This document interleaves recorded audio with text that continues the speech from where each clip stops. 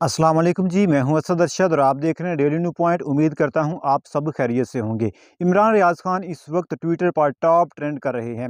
इमरान रियाज खान ने न सिर्फ सैलाब ज़दगान फैमिलीज़ को 2000 से ज़ायद घर बनाकर दिए, उन्होंने एक और अच्छे और नेक काम का आगाज़ भी किया है।